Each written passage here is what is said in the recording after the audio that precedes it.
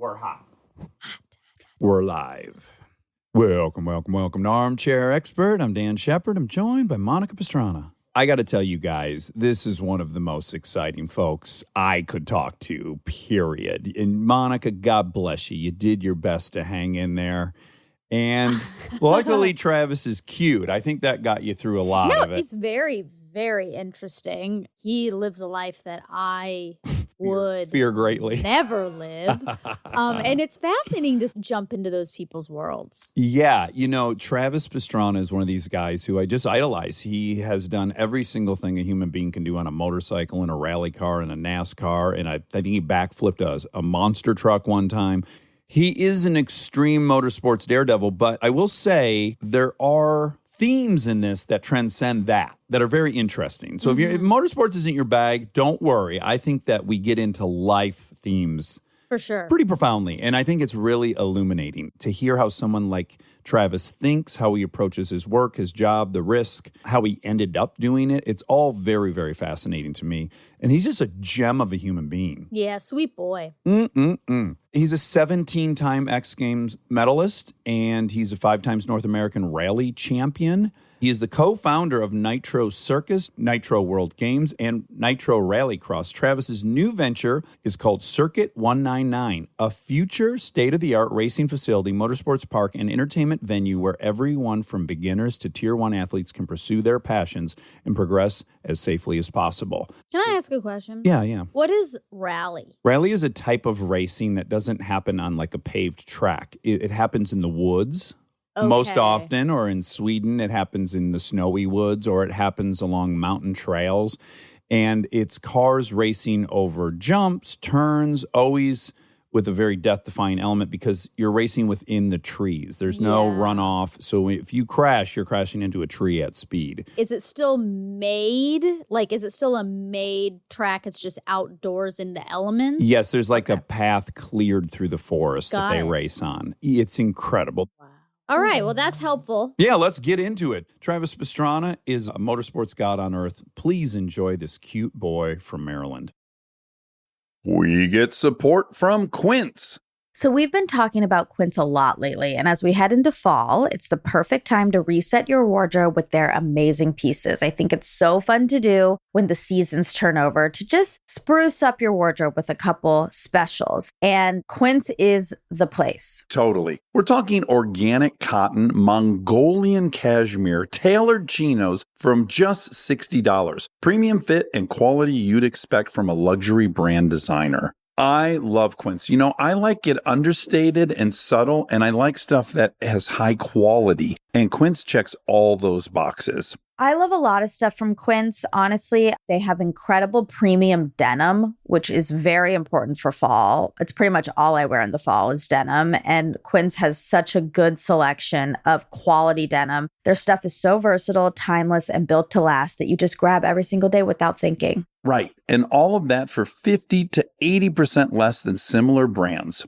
They go direct to ethical factories, cut out the middlemen, so you get all that quality without overpaying for it. We love that. And they do way more than clothes. They have bedding, cookware, bath essentials, travel must-haves, same deal, and great quality. Upgrade your everyday. Download the Quince app for app-exclusive offers or go to quince.com/dax. Get free shipping on your order and 365-day returns. Now available in Canada and the UK too. That's QUINCE.com/dax. We get support from Skims. Oh man, do I love Skims. I've been living in the Skims lightweight cotton collection all summer, and I have to tell you, getting dressed has become so easy. I just throw it on. It just feels right immediately, whether I'm grabbing coffee or I'm on the couch all day or I'm out, even going to dinner. The cotton is so lightweight and breathable, which in this heat is a non-negotiable. The cotton jersey t-shirt, I just need everyone to know about this one. This one hugs in all the right places. It's very soft and it still looks and fits the same after months of washing, which is very hard to do, I feel, with t-shirts. I've been wearing the black cotton jersey t-shirt with basically everything all summer long. It goes great with any patterned skirt or shorts or pants. I mean, anything, truly. I believe that's probably my favorite piece from the cotton collection, but they also have great lightweight cotton thongs that are so comfortable and they're cute. That is a very, very hard mix to achieve, especially with undergarments. I feel if you can find some that are cute, but also comfortable and do the job, that is a win. And Skims has really, really figured that out with the lightweight cotton collection. Shop Skims Cotton and all of my favorite pieces at skims.com. After you place your order, be sure to let them know we sent you. Select podcast in the survey and be sure to select Armchair Expert in the drop-down menu that follows. He's an armchair expert. He's an armchair expert. He's an armchair expert. Okay, now. Here we go. Hi. How's it going? Going good. Sorry, I actually lost my voice yesterday at an event, so I Perfect for a 90-minute podcast. An audio podcast. Yes. Well, you sign, and then I'll translate for the listeners. Thumbs up. You know, it's kind of nice for me to see you in some way on my turf. Because usually, well, I think I've only been around you 2 or 3 times, but it's always like in the sand dunes where you're God. I am a PA. Oh, you're a peasant. Yeah. So was your wrist, your hand? How's that healing up? Oh, well, it has healed, but now I have like a 5th knuckle on just the top of my hand. Do you have a few of those? What seems to be the fragile points of your body? Shoulders, knees, for sure. Ankles. Now, see, when you start racing, most guys are like Gumby. You end up on your feet, and then you start breaking your ankles. And then when they break, then you start blowing out your knees, and then you start breaking your back. It just kind of works its way up. Oh. You're so right. And by the way, you're explaining something that my wife witnessed on Saturday, which was I was on roller skates, and I went to sit down, and I realized, well, both my wrists are shot, so I can't put my hands behind me to sit down. And then I thought, well, I'm going to have to make fists because that's generally like if I have to do a push-up, that's what I got to do it fist-wise, right? My left wrist is fused. So when I fall over, like you trip up the steps and you just take it to the shoulder because you can't grab yourself. I haven't even had your life, but that is where I'm at, where my wife was watching me try to sit down on roller skates, and I just had to commit and just drop onto my tailbone because I can't break my fall with anything. And I was thinking, yeah, these injuries are starting to roll downhill and fuck up other things. Without a doubt. So when I had a growth spurt at 12 years old, I broke both wrists. And I came back, like literally my mom had to wipe me because I had 2 full arm casts. And I came back and I broke my left wrist and my left collarbone on like the first ride back.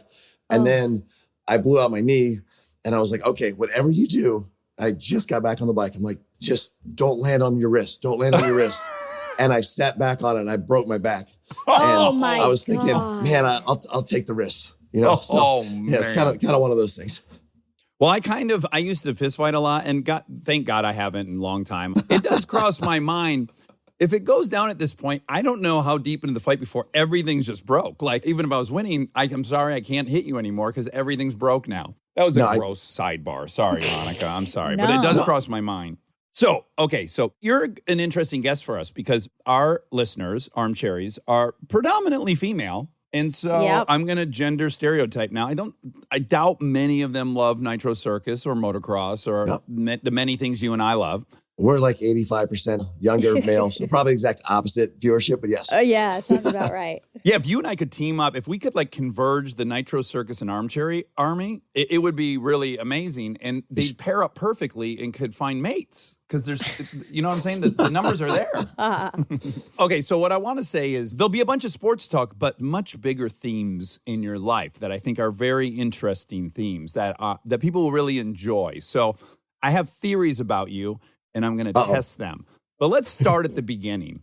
Travis, where were you born? Annapolis, Maryland. And was it pretty rural where you got brought home from the hospital? So Annapolis is actually the capital of Maryland, but it's definitely a smaller city. So you got the Naval Academy, a lot of armed forces there for sure. Definitely my dad was military, pretty much everyone in that area. When my best friend growing up became a Navy SEAL. So when you grew up with your dad being a drill sergeant in the Marine Corps, it's a pretty strict regiment. So even though that BAM wasn't too far away, we grew up completely different. Like, could not be more, the skate culture. I married a skater. My wife, Lindsay, she's a skater, but like they were, get up at the crack of noon. And if I slept till 7 on a weekend, I was a lazy, pile of crap. So get up at the crack of noon. Wow. Well, that's all going to tie into these different themes because you've avoided some pretty well-worn traps that a lot of folks fall into, both in what you do and what I do. I fell into them, and you appear to have not fallen into them. But I was wondering, were you in a suburb? Like, were you somewhere where you could ride a dirt bike as a child? Yep. So my dad, he has 5 brothers, and they had a construction company. So really small construction company, but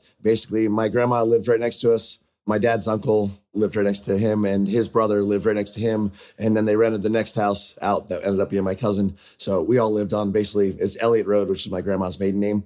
And in the back was basically the shop, where we had bobcats and sand piles, and I got in trouble all the time for moving all the different types of dirts on top of each other because they made for good jumps. Mix the clay with the sand kind of deal, but it was good childhood. What age did you get set on a dirt bike? So I was 4 years old when I started riding dirt bikes, but we rode go-karts from the age of 2, and it was a pretty redneck upbringing considering it is kind of city, if you will. So you're the kid I would have befriended in Michigan to have access to all your sweet shit. I wanted all that shit, but we were too broke. In fact, one of my good buddies, his dad was a mason, and so they had some shit. They had some property, and they had some dirt bikes, and I lived there because of that. All of my uncles, basically, they all loved hot rods. They loved everything. And we just found that from the ages of like 10, 11, 12, as soon as we could reach the pedals and the steering wheel, we'd go, round up, do whatever we paper routes, whatever we had to do to get like a $200 car from the junkyard, and then just make it run, go until it flips or hits a tree, get it running again, and then save up your money again and make it happen. So we had a little different childhood than most people, but my uncles, it was a really close-knit family. We didn't have a lot of money for sure. Like everything was hand-me-downs and, 10 years old and broken and everything. But it was kind of a really cool way to grow up with a lot of cousins and a lot of uncles doing crazy stuff all the time. Do you have siblings? No, only child. We could have never afforded racing with more. I was just going to say that helps big time. So when you got on the dirt bike, would you say, and we will not interpret this as bragging, but was it just a very natural fit from you from the get? I was basically the runt of my family. My uncle was quarterback for Denver Broncos, All-American lacrosse, wrestling. My grandfather was Golden Glove boxer in the Navy, and I didn't get any of that. I couldn't throw, catch, hit, punch. I got beat up all the time, for Thanksgiving football games. It was basically like, your 5-year-old female cousin was going to be your defending you. Yeah, exactly. So I found the only way to really fit in with my family was to have a motor because I couldn't do it with my own physical power. Yeah. So it was basically how high can I jump off a bridge? How many flips could I do? And how fast did I twist my right wrist? Oh my God. So this is fantastic. Yeah, I was never good at soccer. I wasn't good at any of these things, but like BMX bike came around and I would hit the double and then I'd hit the triple. I thought, this device can make me the athlete I want. Like this thing can deliver on what I wish I was. My greatest strength is the willingness and kind of that understanding, like calculating risk. Like, okay, can I make it? And what are the odds this is going to work? Now, I crash more than most people. I've had more injuries than pretty much anyone else out there. But that's how I've made a career. Now, we've gone this quarantine and all this stuff is sim racing. They're like, man, you're really bad on the simulator. I'm like, no, they took away all of my edge. No one's afraid to crash the simulator. How am I supposed to beat anybody? Right. Okay, and this will be, again, a theme that reoccurs, which is certainly you had a really high tolerance for fear. There's probably something wrong in your head. I remember reading in like psychology that people who are risk takers, like they don't have MAO in their brain. Like people with a ton of MAO, they're satisfied watching the grass grow. But people with none, their brains are dead unless there's a threat of death. But you had, on top of that, a crazy gift on a motorcycle. What age did you start racing? I started racing at 4 years old. So, yep. Oh, you were racing at that age? Yep. Got my bike. Everyone in the family loved motorcycles. My mom even started racing when I started racing. So it was pretty fun. Oh, wow. And then when do you win your first championships? So first amateur national championship was 10 years old. So then I won 5 amateur national championships and then won my first X Games. Well, won the World Freestyle Championship because it was a new sport. When you start out with something that's they haven't done for a long time. You're still kind of, everyone's learning together. So it's a lot easier for someone that's younger or hasn't been on a bike as much to really get in to do well. Timing was definitely on my side. So I won the world championships at 14, but it really wasn't a sport at that time. It was kind of like the guys that weren't good enough to race motocross played around, you know? In general, guys seem to be either crazy great racers or they were really good at freestyle. And certainly maybe there was overlap, but you actually won the AMA 125s when you were 17, yes. Yeah, 16. Yep. 16. So you're the fastest man in the world on a 125 at 16. I peaked early. Yeah. You go to the X Games, the very first X Games, is that 99? 99, yep. 15 years old. Yep. And you win the freestyle competition, which is where you're doing stunts. You're jumping off enormous jumps and you're doing tricks. And you get, at that time, which still stands, you get a 99, right? You decimate the competition. And you're a phenom and you're like 16. And so here's where I start noticing you. I guess if you were 16, I was probably like 24 or something. And it was very exciting that you were both that and you were the current champion on 125. I thought, oh, this doesn't really happen. This kid's really a phenom. I'm really excited about this person, as was everybody in the motorsports world. And were you doing all your tricks on a 125 and everyone else is on a 250? Yeah, for sure. So it definitely sounded louder, didn't go as fast, made a lot of noise, had a lot of aggression. No, I mean, that's basically my whole life. My dad said, look, your uncle was the greatest athlete might have ever come out of Maryland. And he's still working in construction this summer and teaching Anne Arundel Community College health to seniors, and they call him Coach P for lacrosse and football. And he said, look, any day that you can do what you love to do, ride that train till the wheels fall off, but you're always going to end up working construction with us. So whenever something came up like X Games, I was like, Dad, I want to do that. Like, Mom, I want to do that. And they're like, well, you know, yeah, just have fun. As long as you're having fun, you're getting good grades, like, go ahead. And it never stopped. So it sounds like you were born into the very perfect family to pursue what you pursued, but did they wrestle? When you started doing freestyle, did they start getting scared? And were they expressing that at all to you? Because people are, not yet, but people shortly thereafter start getting very, very hurt doing this. Like don't walk again and stuff like that. Yeah, I mean, it was definitely tougher on my mom. You know, at 18, I'm backflipping into the Grand Canyon with parachute and Oh my God. Just, you know, all this stuff kind of, I took a lot of hard lefts throughout my career. But at the end of the day, my mom, I think that when she realized that it meant that much, I dislocated my pelvis shattered and my spine just pretty much went in your asshole, if you will. Yeah, out of it. Yeah, it was bad. I bled like 2/3 my blood volume. So I just kept passing out. I'd pass out every time they tried to move me. I'd pass out. So I got hurt in Havasu, and I ended up flying to LA. Woke up 2 weeks later, almost died basically. What stunt was that in Havasu? Oh, I just didn't go fast enough. I was trying to make a jump on a freestyle course, and I tried to jump 2 jumps, and I went 115 feet when I needed to go 120. So, 5 feet. 5 this feet. is stressful. Yeah, this is going to be really hard for This is Monica. stressful. We should have given you like a Xanax or something before this one. Okay, so did Mom at all say to you, like, hon, I'm so glad you're on fire for this and passionate, but she still has to say, like, be careful. She's still your you mom, don't even have the be careful switch on the back of your head. well, I mean, at this point, so my parents had sold the boat. That's what they did on the weekends. And now motorcycles was what they did. All my uncles that work construction had basically taken pay cuts to cover our fuel to get to the races. We had awesome like sponsors that, even though you can't pay amateurs, they were basically helping us in any way they could as friends to be like, okay, you need a new bike for the national championships. Like you have to have this. And just the community, the family, everybody came around to support me doing this. But my mom's like, you know, the chance of you making anything as far as financial in the sport, she's like, we want to give you the opportunity to go as far as you want. But when I hurt myself there and I woke up literally 2 weeks later and coming out of the medically induced coma, and she said, are you sure this is what you want to do? I said, Mom, when can I ride again? I want to do that jump. It's like, well, that was 2 weeks ago. And no, that sounds like a horrible idea. And I was like, they're like, you'll be lucky to walk again. You're going to be in a wheelchair for the next, 5 months. Let's think about your education. Let's get away from dirt bikes. And even that moment in all that pain, all I want to do was get back on the dirt bike. And she's like, well, if you love it this much, she goes, I can't take your life away from you, as much as it was hard for me. I think it's very hard for a lot of people to understand who don't have hobbies that are really dangerous, but and maybe this isn't true for you, but for some people, they'd rather not be here. I mean, for some people, if they can't surf big waves, they'd rather just call it. That's what they want to do. And that might shorten their time here, but that's how they want to spend that time here. It's hard to comprehend if that's not your jam, I think. If you don't have anything that you truly love, it sounds silly to say something's worth dying for. Like nobody wants to die, but a lot of people never live. And that's kind of the thing is like, what are you willing to sacrifice to have the best life that you possibly can? And one of my heroes, Matt Hoffman, said, live to die happy. So whatever happens, every single day you live so that if the world ended the next day, you died not feeling like you wondered if you could have been better, could have done more, could have done something.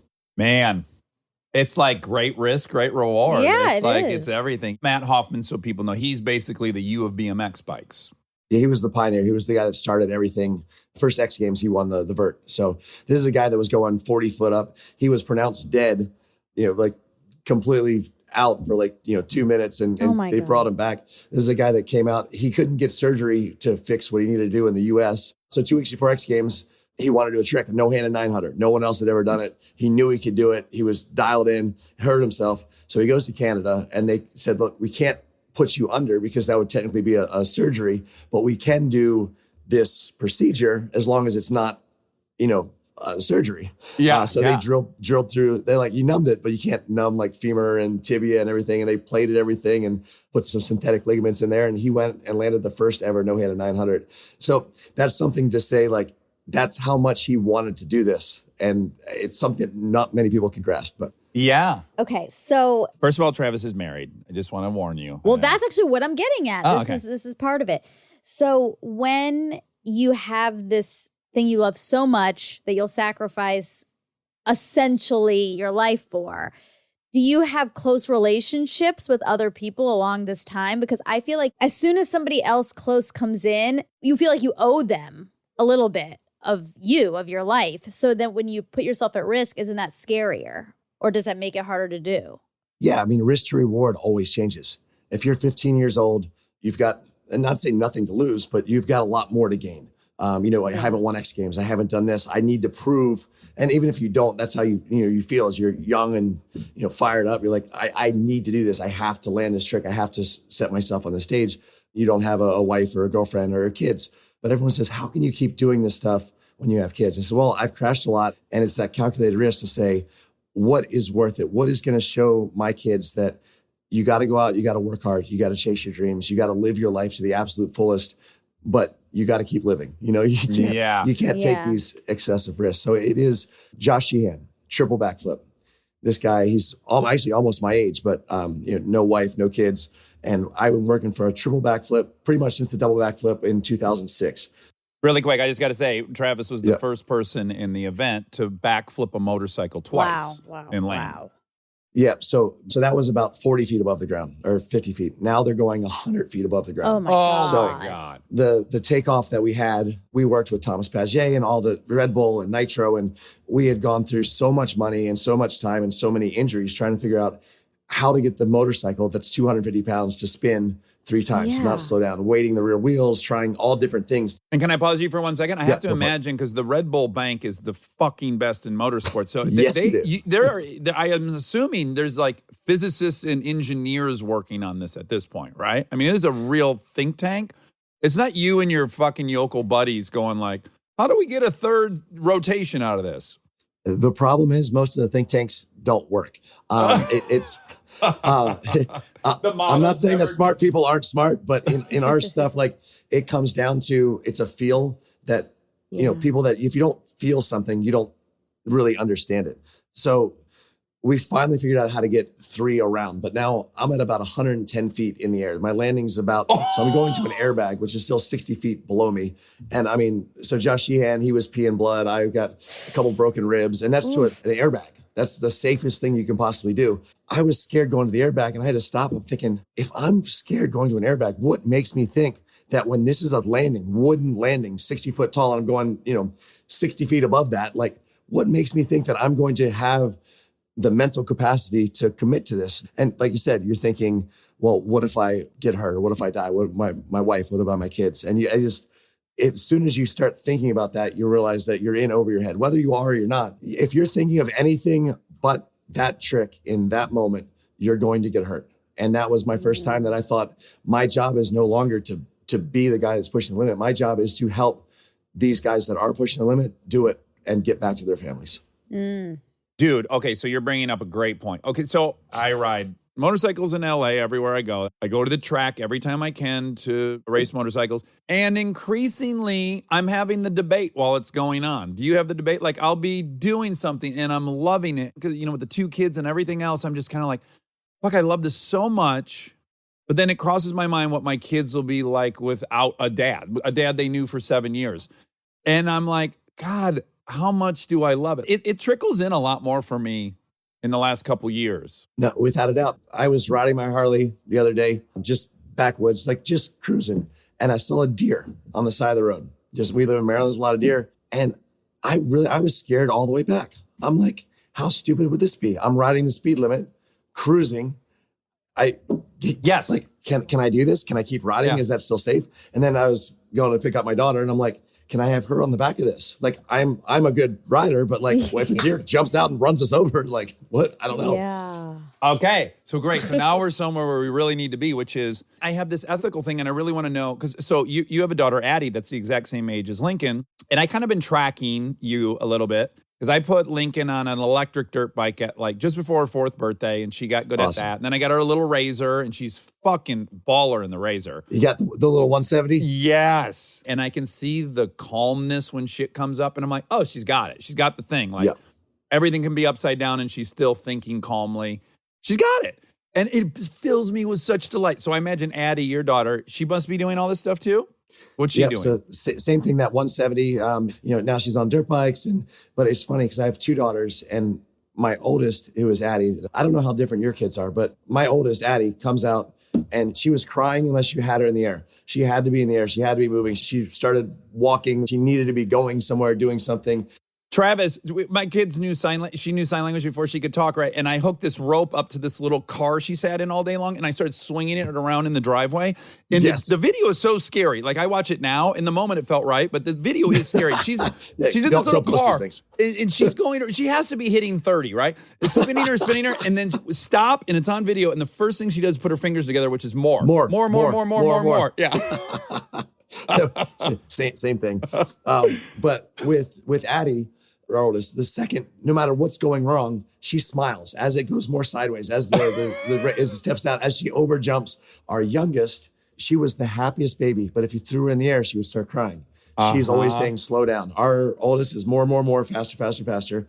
Our youngest, since day one, like they raised him the same, I think, like slower, don't like heights, don't want to go fast. I want to drive with mom, Dude, exact same story. Just last night, driving the minivan home on the 101, and I got fucking Lincoln saying go faster and Delta saying slow down. So interestingly enough, our oldest, the crazy one, never gets hurt.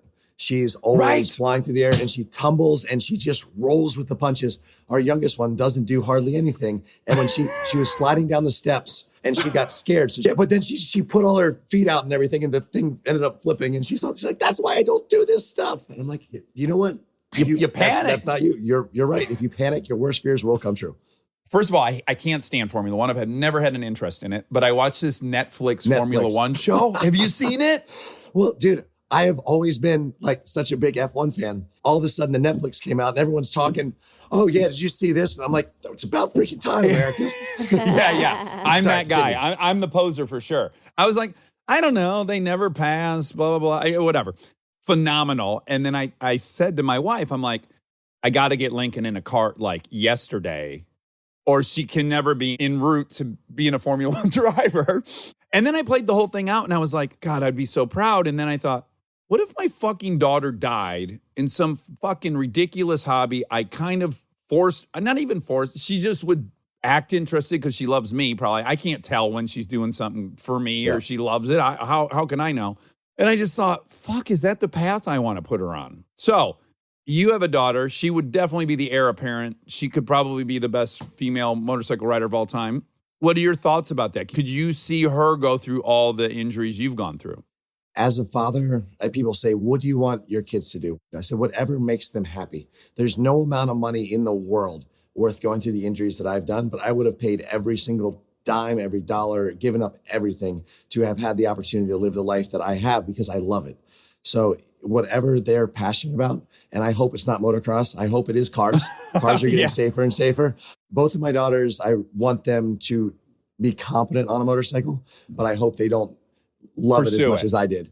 Yeah. Something just crossed my mind because you're so immersed in X Games and all this different branding stuff. Do they tell you like, stay away from that shit and aim everyone back over here? I mean, at the end of the day, like kind of now my job is, you know, and going through boot campaign and stuff and trying to figure out what the head injury, when everyone's thinking to come out in football, I said, okay, like let's figure out how, you know, there's guys that knock themselves out almost every night.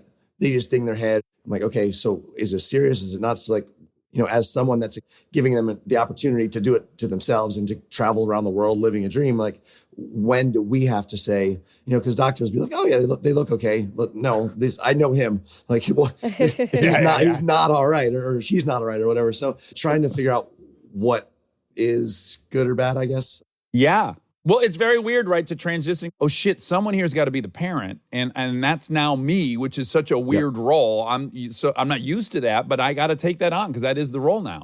Yeah. So the Moore brothers, they were quad racers, and they started winning X Games. Both of them are now gold medals, but Caleb ended up passing away. Like he got up and walked out, but just the internal, just because it's so heavy. Yeah.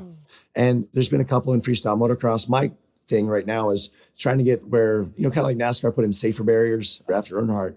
Like you're never going to get away from the potential, but let's make it so that you get away with 90% more. Yeah, the jumps are going to be bigger. You're going to go faster. You're going to be stronger. You're going to do more stuff, but let's make the landing so you can roll out of it a little bit, you know? Well, so I think, and I don't know the history of it so well, but you've pioneered a couple things, right? So the foam pit, I had never seen the foam pit. So he started practicing where he practiced these amazing backflips and shit and lands in this enormous container full of foam squares. Did you make that up? Kerry Hart, actually. Oh, Him and the guys at Woodward is a camp. Started on the East Coast. Now it's all over the world. They even have them at Hard Rock hotels and stuff now. But basically, they have all the best athletes and the most progressive training facilities. So they started out with gymnastics. They have so many Olympians that go through there. And then they moved to skateboards and BMX. And they took all the gymnastic stuff and basically rolled it out over to that stuff. Really quick, Monica's a state champion cheerleader. So I want you to know she's So I've tumbled into a foam pit many a time. 2-time state champ over here. So you guys are both champs. I've never won anything. Yeah, I we're got the second same. We're the place same. in BMX racing. That's my time. Okay, well, technically, this is going to be a hard left, but cheer. So I am now a cheer dad. Oh. Dude, I tell you what, though, I had been throwing our girls in the air since day one, and, you know, they can do backflips. So my oldest Addie, she's a flyer.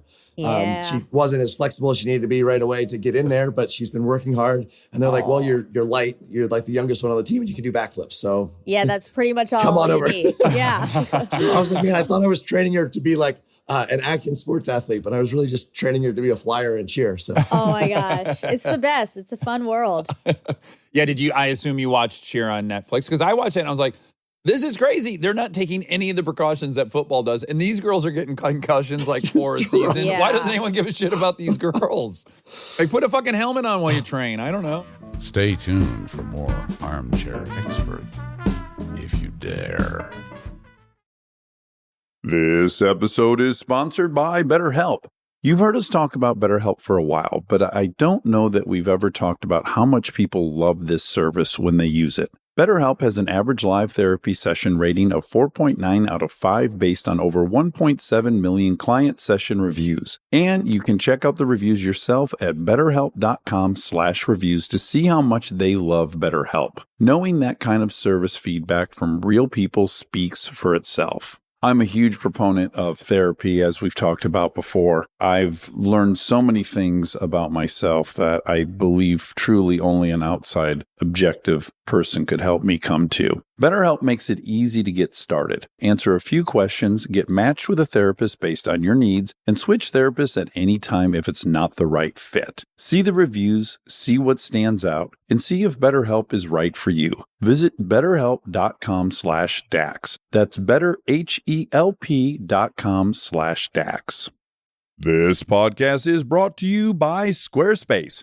We've talked before about Rob building our website on Squarespace, and I bring it up again because it's a perfect example of what they do well. Rob had all the pieces, the content, the vision, the ideas, but he needed something to actually take all that and make it public facing. And Squarespace was that bridge. Maybe you're in the same spot. You've been developing something, a business, a skill set, a body of work, and it's been private. It's been yours, but at some point you're ready to put it out there, and that transition from private to public can feel like a huge leap. Squarespace makes it feel like a step. Beautiful templates, built-in SEO, email campaigns, scheduling, analytics, everything you need to go from I've been working on this to here it is, come find me. All in one place, no code, no stitching together a bunch of different tools. So if you've been sitting on something and waiting for the right moment, this might be it. Head to squarespace.com/DAX for a free trial. And when you're ready to launch, use offer code DAX to save 10% off your first purchase of a website or domain. This episode is supported by Helix. All right, let's talk about something we both really care deeply about: sleep. It's the most important thing. I've had my Helix mattress for years now, and I genuinely think it's one of the best investments you can make for your home. Mine still feels just like it did when I first got it. Well, that's the thing. It's not one of those mattresses that caves in after 6 months. These things are built to last. And, I'm a side sleeper. I ordered a side sleeper and I get hot, so I have cooling. And I can't tell you how much more comfortable it is to be in there not sweating and tossing and turning. Cooling is really important. I've read that you're supposed to sleep a little bit cold. So I also have cooling. And they have over 20 models, so it's not a one-size-fits-all situation. You just go take their quiz and they match you to what actually works for your body. Plus, they've got cooling upgrades, which heading into summer, non-negotiable. Truly. Go to helixsleep.com/armchair for 20% off. That's helixsleep.com/armchair for 20% off. Make sure you enter our show name after checkout so they know we sent you. helixsleep.com/armchair. Thank you to our presenting sponsor, HP, for supporting this episode. Parent, you've got enough on your back-to-school list right now. Ink cartridges do not need to be on it. They just don't. The HP Smart Tank printer uses a refillable ink tank and comes with up to 3 years of ink included. It's the last printer you'll ever need. To learn more, search HP Smart Tank.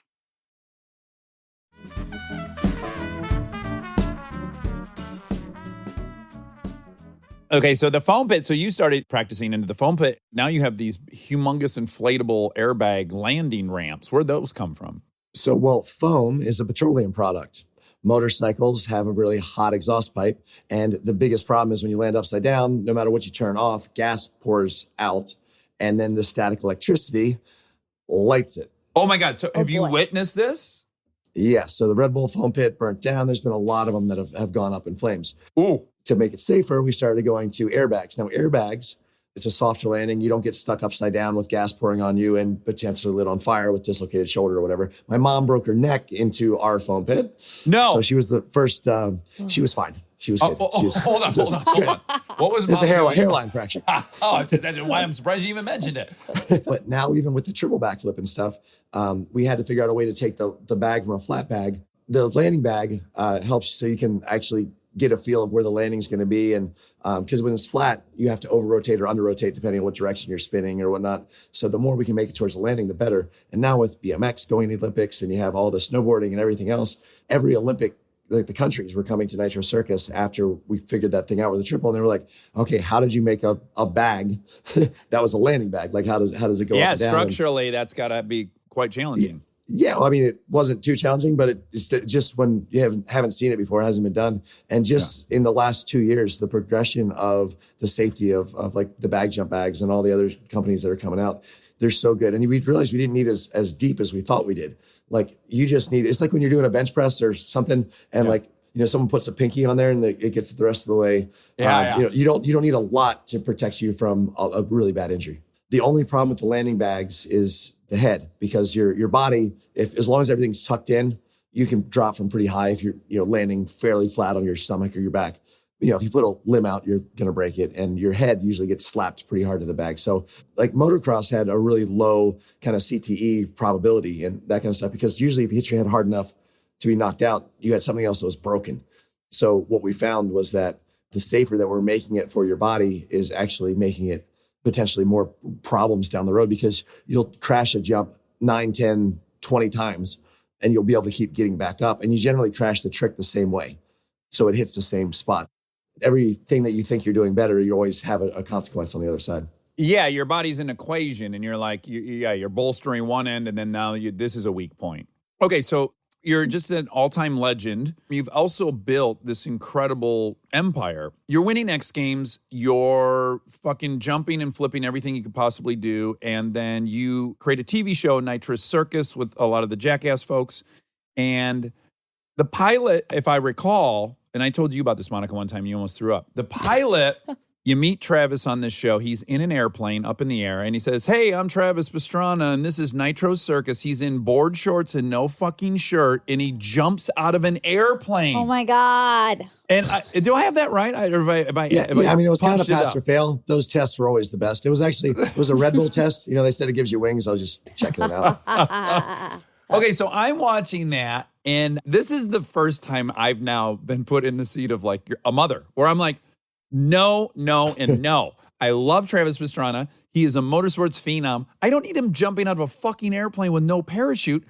He just dives out of the airplane, Oh, my God. and then he meets another dude in the air, and then he puts on a fucking parachute, and then opens it and lands safely. Yeah, and you can't practice this. Yeah, well, so I'm not a great skydiver. Like I got my A Oh my license, which is like your beginner license. That's like your learner's permit. I mean, I get around fine. It's like one of those things You you're like, can I'll fall go out there. with the best of them. Yeah, I mean, that's the best part about base jumping and skydiving. The second you step off the bridge or building or plane, you're going as fast as anyone else can go. So, you know, you're already That's up to true. speed. You just got to figure it out from there. But so I jumped out and I tried to get away from these guys. I was doing everything that I could to basically play tag, assuming that they were it and I was trying to run. And they basically tackled me out of the sky and they just hooked up to the rock climb harness. Okay, so the guys or girls, whoever chased after you in the air, I presume hopefully they were some of the best in the world at skydiving. I found a military guy and I figured, you know, military, they never leave a man behind. So like, I should be all right. We'll be great. So he was special forces. The words you're saying make sense, but at the same time, they don't. I can jump out because the military's never left a guy behind. Well, okay, yeah, that is a true statement, but this doesn't, I don't know that it applies here. So, yeah, I just remember thinking, okay, you found my threshold. I now am mad at you because I want you to stay alive because I love watching you do shit, but I don't want you jumping out of fucking airplanes. All of them are scary. But within there, if you love this stuff, and I do, there's all this strata of actual danger, right? So these wingsuits are so fucking dangerous. What's that? So they get in these suits and they have, you know, kind of wings from your wrist down and they jump off a mountain and they fly. Oh. And they can go really, really, really fast. It's like a flying squirrel, but the problem is they proximity fly because you could fly right down the mountains, through tunnels, it's amazing. And the precision that these guys have, that's where my wife drew the line. So I was starting to think about, she goes, look, you always have to do it a little bit more, a little bit further. She's like, you don't practice enough to be competent enough that this makes sense. And I fully agree, but you can do things safely. The problem is most of the people that are risk takers that are doing that are going to be proximity flying. You're not going to say, hey, I'm not going to go further or closer next time. I'm not going to go faster next time. I'm not going to push myself harder. And eventually with that, it's not, you don't break a wrist. When you find the limit, it's too late. Yeah. I mean, one of those guys disintegrated his friend. They were flying and they were going to fly through these cables of a bridge. All these people had gathered to watch. One guy caught a cable and literally dematerialized. There was nothing left of this guy. Oof. So one of my best friends, Eric Roner, he was always kind of our voice of reason. Like he was father of 2 kids, his wife, Annika, like just an amazing family, amazing human being. He was a skier, basically was his main thing. But Shane McConkey, who also passed away, who was from the same area, they started ski base jumping and that kind of stuff. And out of all the stuff that Eric Roner did and all the stuff that Shane McConkey did, they both died on things that, I'm not saying they're routine, but they were very, very minimal risk. So that put things in perspective for me to say like, hey, sometimes things just go wrong. Yeah. And when you're in those sports, it doesn't really matter how good you are if you're pushing yourself. If something goes wrong that's outside of your control, McConkey has skied and his binding didn't unclip. Yeah. Now, here's a question I have for you, because I'm regularly in situations where it's a track day, we're all riding, and that dude crashes, and I'm like, you go through this whole thing. It's like, oh, he just crashed. Okay, that could happen to me. And then you basically have a talk with yourself of why that doesn't pertain to you. And I wonder what your talk is. So mine is generally like, oh, that guy's younger. He's got more to prove than me. He's willing to ride over his talent level. And I generally think at 45, I know where my talent level is, and I stay just under it. But that's also horseshit, right? 100%. Helen frame. So what do you tell yourself when you've had friends or peers who have died or been, dramatically injured, doing virtually what you do? What do you tell yourself? No, I mean, it's kind of what you said. It's like thinking of your kids riding motorcycles. You're like, well, they're probably going to break a bone if they continue doing this, but it's not going to be today. Right. In your head. Yeah. It's not today. I know I'm going to get hurt eventually in this, but not today. Yeah, you're right. You know the numbers. Like I tell this to people who want to learn to ride a motorcycle who live in LA. I'm like, well, you're going to get hit by cars. Like that's just, I've been doing it for 25 years here. I've been hit by 2 cars, and that's coming. So, do you want to learn? If you're not good at it, is this where you want to learn, where even if you're great, you're going to get hit by cars? It's risk to reward. But every time one of my friends, especially because we've all had a bad injury. And so many of my friends are like, oh, that's it. I'm done. I will never do this again. I'm getting a real job. And, maybe a year, maybe 5 years goes by. And then they come right back. And right about the time that they're going, this is so awesome. Like, this is the greatest thing ever. I'm on fire. 2 minutes later, they're getting ambulanced out. So, you gotta, every time I'm feeling like I'm having a really great day, that's like, we never say one last time. Now I'm like, you know what? No, we're good enough. So that kind of happened to you, right? So you left the X Games for a minute. You didn't compete in freestyle for a few years, right? You took a few years off? Yeah, basically racing cars. So X Games started with me. I stopped racing motocross basically and went more just strictly to freestyle. And we had Nitro Circus starting up, and we were traveling around the world with our best friends. We met up with Johnny Knoxville. They got a show on MTV. All of a sudden we got a live tour that's going on. I'm like, this is great. Like, I love X Games. But every time I went there, it was like, I'm either going to be carted out of here. I'm leaving here with a medal or on a stretcher. Yeah, and it's going to be either gold or it's going to be on the stretcher. So not the best attitude to have. But I was able to kind of start where this Nitro Circus, and we traveled around the world and I had all my best friends. And that's where I met my wife. She was the only skater that could do the Gigantoramp, which is, the big vert thing. And she's doing 540s. And like generally, there's not a lot of girls that can go out to a motocross track all day. We always forget to bring any food or water or anything. It's hot or dirty, and we're loving life. And most girls are like, yeah, no, this is not where I parked my car. This is not my scene. So when I found Lindsay, I was pretty stoked, and just a really awesome human being. Yeah, it's pretty special you guys found each other. Okay, so you're an entrepreneur. Did you think you would be? Have you always had an interest? So really quick, for anyone who wouldn't know, like Tony Hawk took this thing. He was a skateboarder. He was with Paul Peralta. He had a clothing line. He then had a board. Then he had this. Then he had a video game. He was really, really good at building a humongous brand around that sport. And you've done the exact same thing. Were you setting out to do that? No, I mean, I just basically went off what my dad said and said, have as much fun as you possibly can every day. If it's not what you love to do, then it's not worth doing. So basically, I took all the wrong business decisions.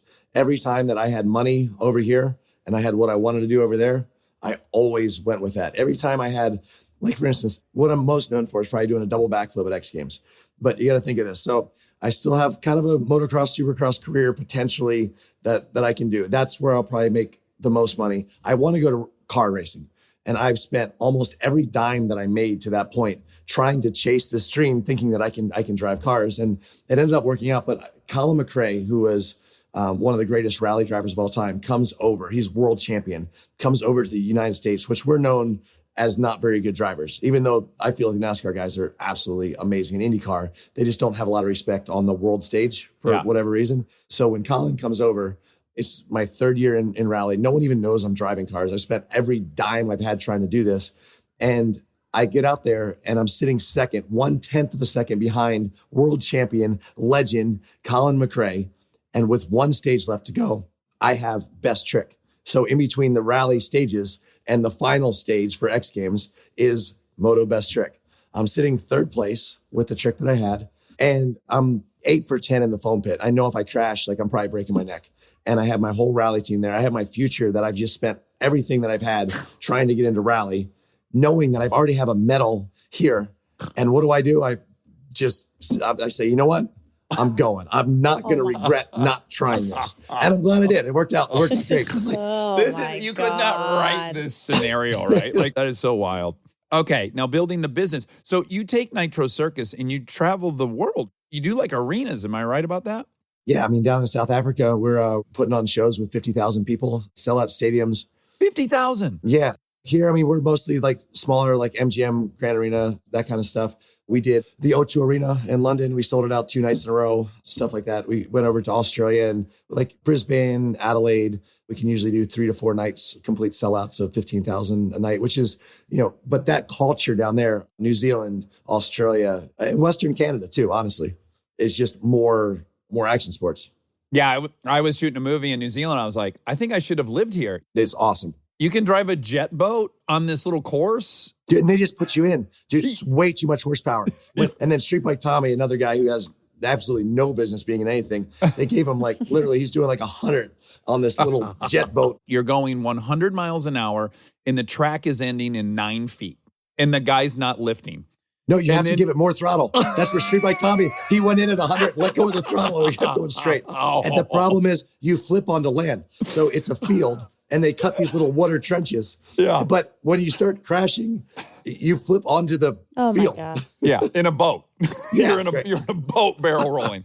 Yeah, and then Monica, the guy's going 100, and the track is ending, like I say, in a couple dozen feet.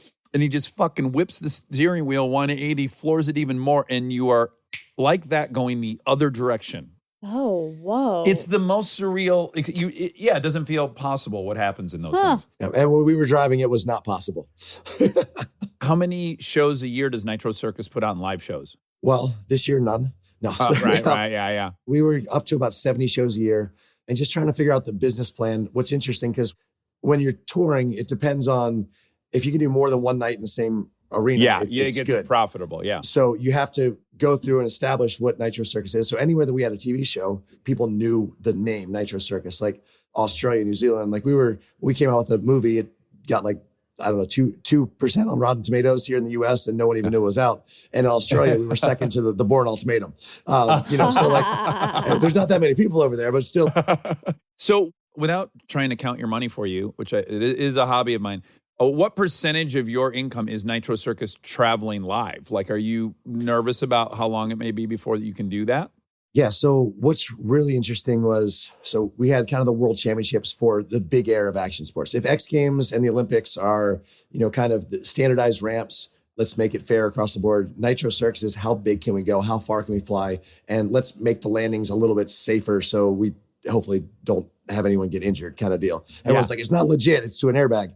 It still hurts. And yes, they're now doing 2 more flips than anywhere else in the world. Yeah, I could give a shit about that. I was showing her some clips of your stuff before we talked to you, and I saw a bunch of airbag landings where I was still absolutely mind blown. That's horseshit.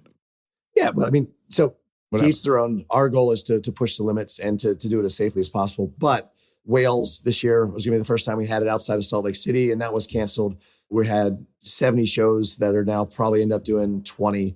It's not a good time to be in live entertainment. Yeah. And now with a Nitro Rallycross. So I'm kind of leading the Nitro Rallycross charge, which is actually building my own facility just to prove that we can have huge jumps, that we can do it safely. But I want to be able to have full control, creative control over the track. And I want to have the best drivers out there building a track that challenges the drivers. Because we found in Nitro Circus, not to take a step out, but when the athletes are having fun, the crowd's having fun. You could do the exact same show. You could do a better show. But if the energy of the athletes aren't there, it doesn't come across. And not seeing in NASCAR and F1, all these sports, they're amazing. But they're so focused on winning. I want to bring it back where they're actually a little scared of the track. You got Talladega rights and lefts. We got huge jumps. You got to time stuff. Now instead of just thinking, I want to win, you're thinking, I'm scared. So just more challenging, hopefully more fun. That's the goal. But so I'm kind of spearheading that. And so Ken Block, who's also trying to build up Rallycross and trying to figure out how to make this go bigger, he doesn't want to not to say he doesn't want to do anything, but he's like, I've done every huge stunt I've ever dreamt of.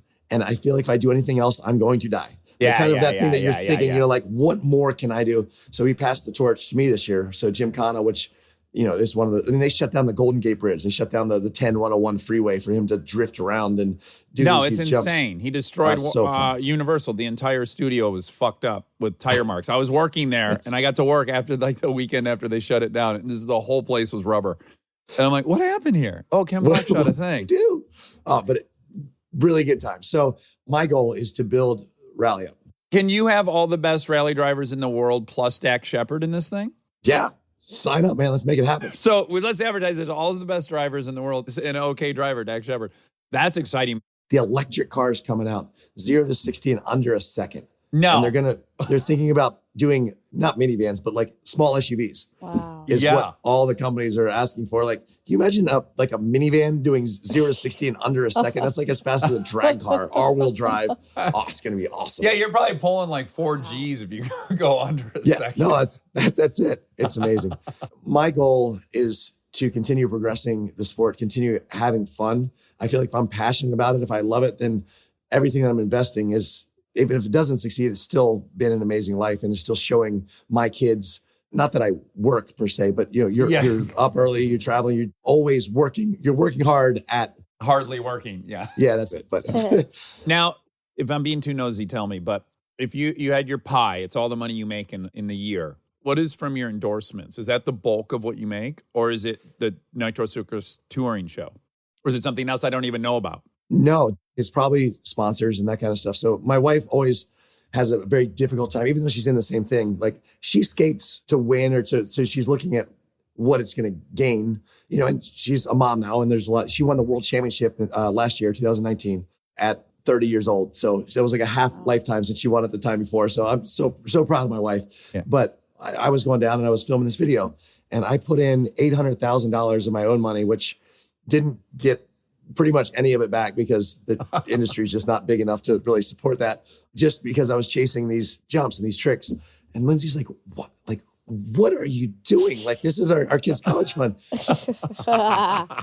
What a fucking circus being married to you. It's not just the sports. It's also like, no, I'm going to become a NASCAR driver and blow X amount of money. Oh. Everyone's like, why'd you quit NASCAR? I'm like, literally, I wasn't good enough and I ran out of money. So I did want to ask you one question about that. I've had this experience where I'm like, fuck, being craziest isn't good enough. yeah, that was NASCAR. So imagine this. You race motocross your whole life or freestyle. You can take that little extra risk. You can, so for those of you who don't know, like in a whoop section, it's like a whole bunch of bumps that you have to touch your front and back tire to every single one, or you flip over the handlebars. But you can shift up, close your eyes, wheelie, and make a whole second. I know it doesn't sound like a lot, but you can make a second every lap through the whoops if you just are willing Crazy. to roll the dice. Yeah, pretty much. Yeah. So there's always that. And then like rally, it's snowing. There's a 100-foot cliff on the right side, trees on the left. So if you'll take on more risk, you can be faster. Right. But if the walls weren't there and it was a cone, everyone would be doing that corner a second faster. Yeah. But because there is the potential, a lot of guys slow it down. That's where I can usually step up and say, look, I know that this is my ability level and I can make up time if I need to push there. So with NASCAR, with any pavement, really, you can't make up time by being crazier. You have to be a technician. Yeah, you can't get in trouble. You have to be a computer. You have to drive. You have to brake at the exact same point every single time. And you got, it's like, it's very technical. I was like a 10th to 13th place NASCAR nationwide driver, but I crashed a lot more than I should have, because when you're running 10th to 13th place, 2 hours into the race, you're thinking there's 9 guys that are going faster than me. Like, obviously I should be going faster. So you just kind of run out of patience. Like, that's as fast as you get. Jimmy Johnson once said, he said, if you think you're going slow, you are. If you think you're going fast, you're not. And if you think you could have possibly gone a little quicker, you couldn't. It took me a year to figure that out. So I pondered that. Yeah, I mean, it doesn't even make sense, but I'm sure it does intuitively somehow. Okay, Robbie Madison, that guy's special, right? I think he did something that no one really did. I think he made an art form out of this. Like, I showed my wife the one where he rode a motorcycle in the ocean. This motherfucker rode a dirt bike out into the ocean and rode a wave. There's some art form of his or some elegance to him that's so special. Well, what's awesome about Matto is Matto was a top racer. He raced with Chad Reed. Like he was one of the best amateur motocrossers that really came out of Australia. And then he gets into freestyle and he's like, man, I have so much more fun doing this. And then he has a couple really bad injuries and he's chasing this. And he was at one point the best, but he never won like the X Games because he always got hurt or something came up. So he started working on, he's like, what am I passionate about? And, he has, a wife and a couple kids now. And it's funny because he's actually taking on not more risk per se, but things that seem like more risk. He jumped the Arctic Triumph. He did unbelievable, but he takes the time. So he'll do one stunt a year. And when he dropped into the wave, like he drops into Jaws on a dirt bike, riding off the back of a barge, hits this, and he's got full riding gear and everything. You're like, oh gosh, like you're going to drown if you fall off the bike. And he did crash, but he was good. But everything that he does now, he's very methodical. You usually don't get hurt doing the stuff that's the craziest because you've thought of everything through. And he really gives it the time to make sure that he's dotted all of his I's and crossed all of his T's. And that's why Matto's so successful. But he is in situations where you can't inch towards your goal. So the Arc de Triomphe stunt, what's he going to build 65 Arc de Triumphs on his way up to that level where he finally jumps that high and lands? Like at some point, there's a leap of faith. Maybe. Maybe. Okay. Maybe there's a way to inch up. What are you promoting currently? For me, we're just trying to get a little bit more support for basically I'm starting the track because I want to stay home in Maryland more. I've been traveling so much. And especially now during this quarantine, I think, man, I have so much time with my family that I would have never gotten back. And this is the first time ever I've gotten a routine with my wife. And I mean, we're still skating and riding and stuff, but we're doing it here at home. And, homeschooling was a little difficult with the two kids. I was so bad at it, dude. Yeah, I was the PE teacher. So Lindsay took most of the hard stuff. So that was okay. Just make him do the fun stuff that I always wanted to do anyway. But what I really got out of this and what I really want to do is push action sports. So many people want to come over and they want to learn backflips. They want to do stuff. And I believe we can help people do this stuff safer. We can help the next generation come up. I mean, right now, video games are taking over the world, which is great. But kids aren't getting outside as much. And for me, like I grew up outside. I love being outside. My kids love go-karts. They love BMX. They're always doing something, trampolines. So I want to build this park where my wife, she works with Women's Sports Foundation and she can help coach kids and my kids can come out there. We can go-kart. So went down this huge road, spent quite a bit of money trying to figure out the closest spot to my house that we could build this amazing facility that I could just work side by side with my wife, that we weren't going to be touring as much, but that would still help Nitro Circus and really help show what this rallycross track could be and help the Olympic training facility where we're bringing some of the top athletes from all around the world to come train there, which is, I think it'll be fun for the community. But there's a Queen Anne's Conservative Association, which is Queen Anne's County. They're basically a political activist group that is an anti-growth group. And they have a lot of money. And they could not get one single person in the town of Sellersville, Maryland to oppose this. Everyone in the town wants it. But they found 7 people over in their county that were willing to go. And they're filing every single thing they can file and basically trying to prolong this so we can't break ground for 2-3 years. Oh.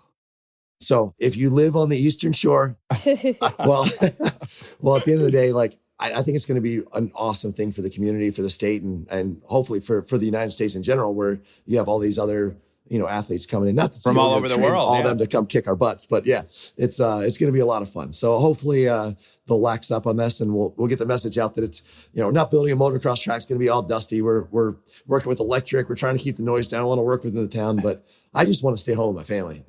Let me ask you, because I'm an addict and a recovering one, and so I love drugs and I love all this stuff. I think there's an HBO Sports I watched on it. There's a very high rate of dudes in extreme sports that end up being meth addicts or opiate addicts. I'd imagine both the needing the thrill at all times would make you a nice candidate for that. And then all these surgeries. What's been your relationship with like opiates and all that stuff? Luckily for me, the opiates make me sick. Like I hate, like after you come out of anesthesia, like I'd rather tolerate the pain. So I guess that's a blessing for the sports that we do for sure. Most of the action sports guys that I know that have gone down that road, it's been their back or they have something, a disc or something that just nags and they can't sleep. So they start with the sleeping pills. And then when they start taking the sleeping pills, something clicks, something goes off. And then it's the opiates and the sleeping pills or it's the alcohol and then the concussions on top of that. It's not a good mix for sure. And then plus, one of the hard things is like one of my cousins is actually the only smart guy in our family. He's a teacher. And he goes, I want to see like the 60 minutes on you guys, like at the end of like when we're about to die, when they do something on like the generation, the last of the crazy daredevil generation. Yeah. Like what happens to you guys when you have kids? Like my wife, for instance, when she was 16, she was a snowboarder and a skater. And she stayed with a 17-year-old that was making $1 million a year and his brother and like a couple other people that are between the ages of 14 and 17 was the oldest kid in the house living at Mammoth Mountain, but you're making all this money, traveling the world, best friends, they find the parties, they find all this stuff. Everything comes to them so easily.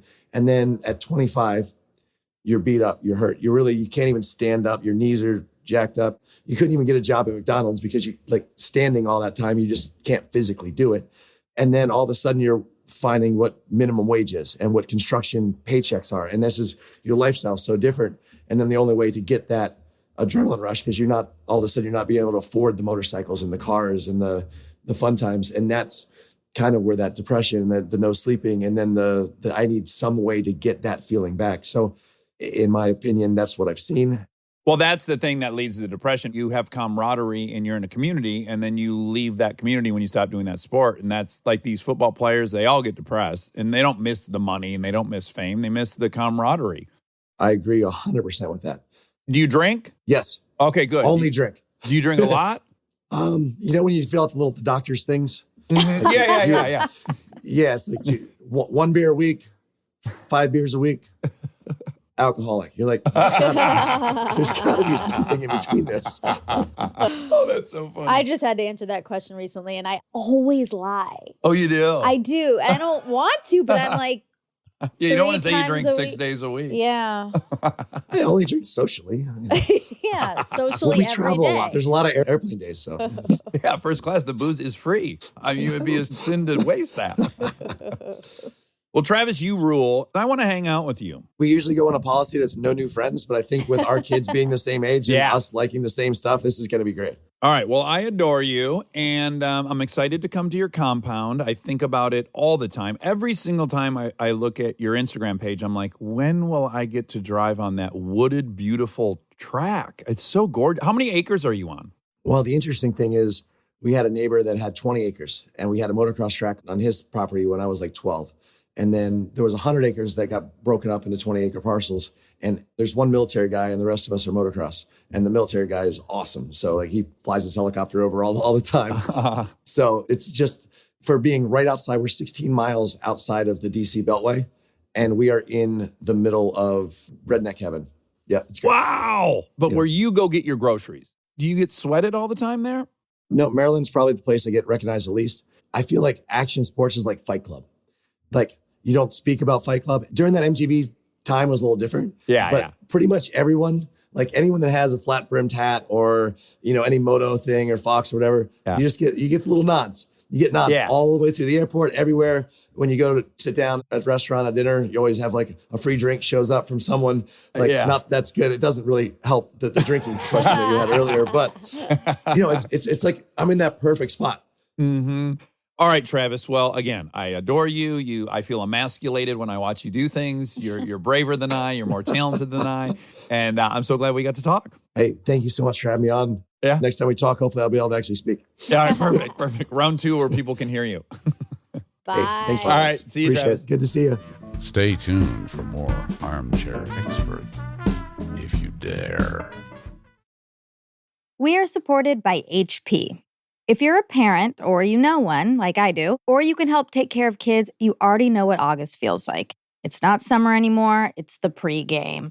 The supplies list, the forms, the "we need this printed by tomorrow" texts that come in at 9 p.m. And I say this as someone who's been on the receiving end of those texts in a former life. You're ready to help, and then the printer says no, out of ink, blinking at you, useless. It's such a small thing, but it will absolutely derail your night. So when I heard about the HP Smart Tank printer from HP, America's most trusted printer brand, I thought this is the kind of thing that actually makes life easier, not in a big flashy way, in a one less crisis way. Instead of those little cartridges that run out the second you need them, the HP Smart Tank uses refillable ink tanks, and it comes with up to 3 years of ink included. 3 years. That's 3 back-to-school seasons without the cartridge panic. HP can't fill out the forms for you, but they can make sure the printer is never the reason you're up past midnight. Search HP Smart Tank. We get support from Apple Gift Card. Back to school is here, and for many, that means some big life transitions. Whether they are heading into a new grade or setting up a dorm for the first time, you want to give them something that actually supports their growth and success. Apple Gift Card is a versatile solution because it takes the guesswork out of gifting. It's not just about a new pair of AirPods for focus. It's about giving them the invaluable chance to choose the digital tools and subscriptions that suit their unique journey. They can use it for productivity apps on the App Store, movie nights on Apple TV, or extra iCloud storage for all those new memories. With Apple Gift Card, it's so empowering to give the students their freedom to allocate their own resources. Celebrate their new academic chapter. Visit applegiftcard.apple.com to celebrate their milestones and gift one today. This episode is brought to you by SoFi, the all-in-one finance app where you can bank, borrow, and invest all in one place. Let's talk bank accounts for a second. The average bank savings rate is 0.39% in interest. You're earning pennies on your savings, but it does not have to be that way. With SoFi high-yield checking and savings, the money barely making moves sitting in your savings account can earn over 8 times the national average savings rate with eligible direct deposit. No account or overdraft fees, which feels rare these days. You can get your paycheck up to 2 days early, perfect for getting ahead of a bill or grabbing what you need right when you need it. Plus, get up to a $300 welcome bonus when you sign up with eligible direct deposit. Sign up for SoFi checking and savings at SoFi.com/armchair. SoFi checking and savings is offered through SoFi Bank N.A., member FDIC. Terms apply. This episode is brought to you by ServiceNow.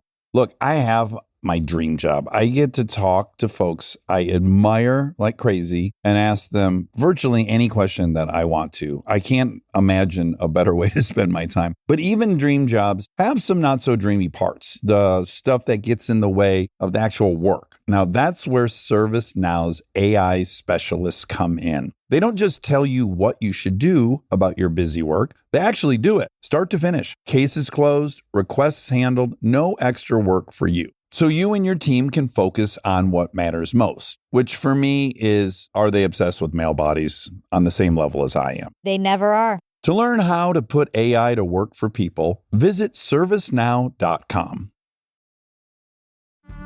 And now my favorite part of the show, the fact check with my soulmate, Monica Padman.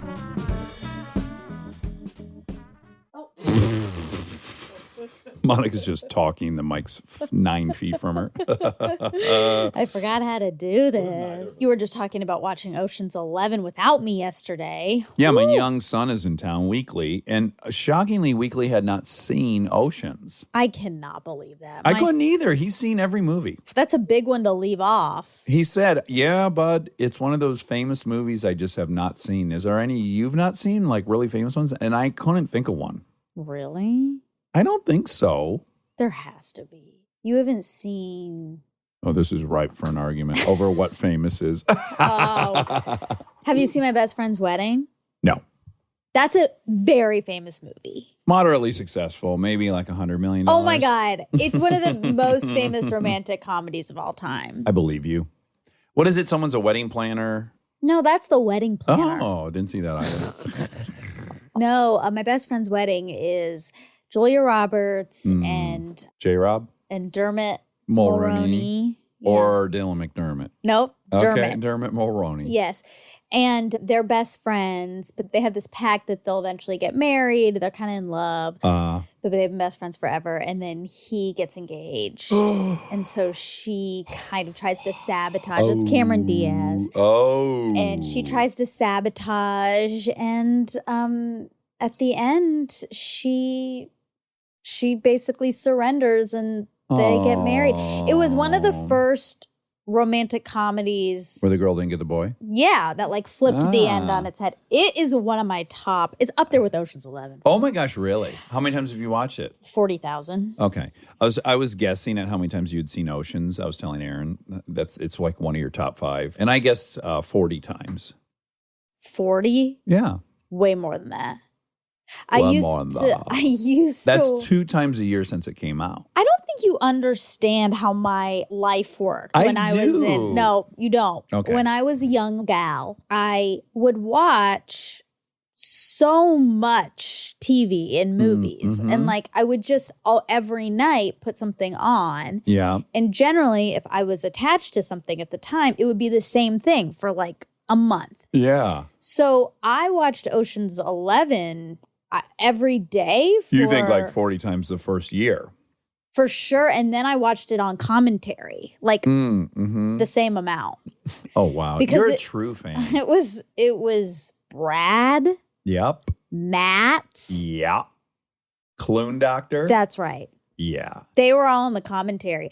I loved the commentary because, like, oh my God, Good Will Hunting commentary is Ben and Matt. I could probably recite the commentary as much as I could recite the movie. Wow. But- What's your favorite part of the commentary on Well, they talk about Good Will Robin, but this is before Robin died. But they talk a lot how about much they like love him. and how they Yeah. wrote it for him, and that's just one part. There's many good parts. Yeah. I love the commentary so much of these movies, especially these boy movies, because I felt like they were talking to me. Yeah, sure. I felt like I was in on one of the real conversations. Right. It gave me so many PQs. Of course. You were probably all a titter.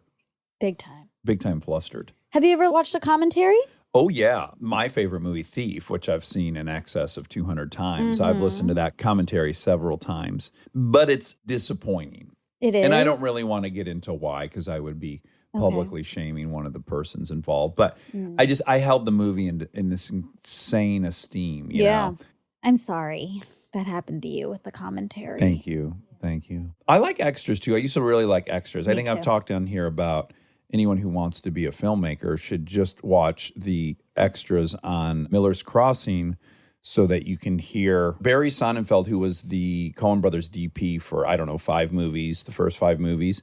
He gives a tutorial on lenses and what they do. And as part of this extra, and it's like, it was like going to film school. I'm like, oh, I understand Yeah. the lenses completely now. Yeah.